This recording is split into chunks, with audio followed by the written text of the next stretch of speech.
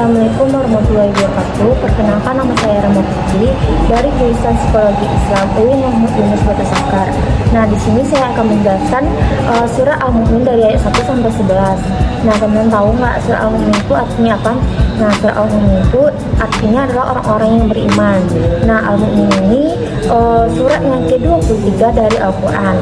Nah, surah ini terdiri dari 118 ayat.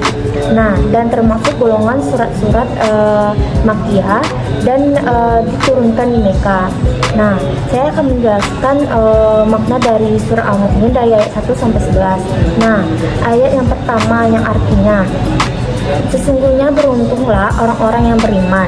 Nah, maksud dari ayat ini adalah bahwa sesungguhnya berbahagia dan beruntungnya orang-orang yang beriman, dan sebaliknya sangat merugikan orang-orang yang kafir yang tidak beriman. Nah, yang surat ayat yang kedua yaitu yang artinya orang-orang yang khusyuk dalam sholatnya.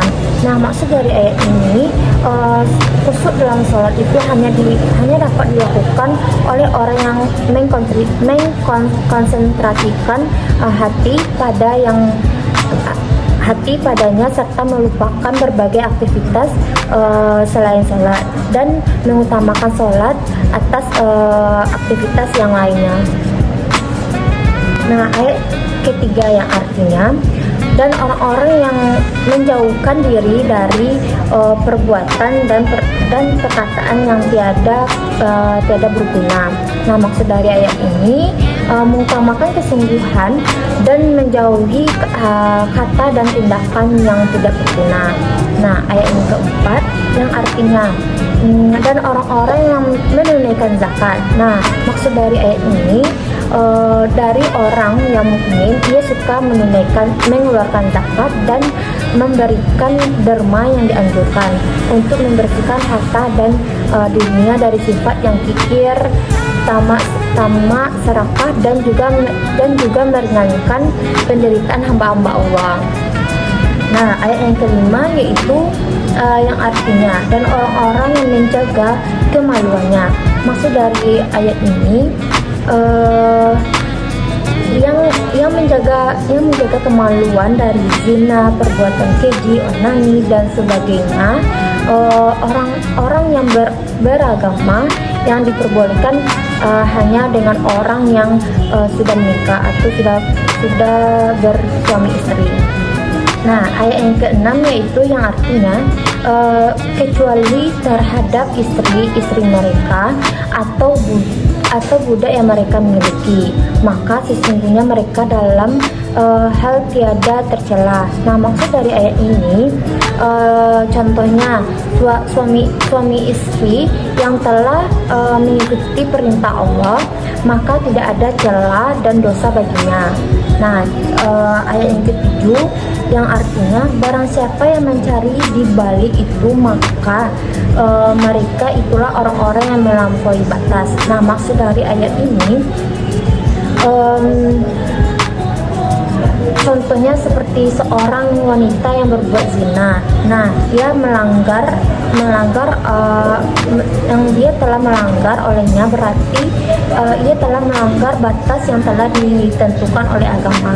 Nah, ayat yang ke-8 yang artinya dan orang-orang yang memelihara amanat yang dipikulnya dan janjinya. Nah, maksud dari ayat ini jika mereka diberi kepercayaan, maka mereka tidak akan mengkhianatinya, tetapi mereka menunaikannya kepada yang berhak.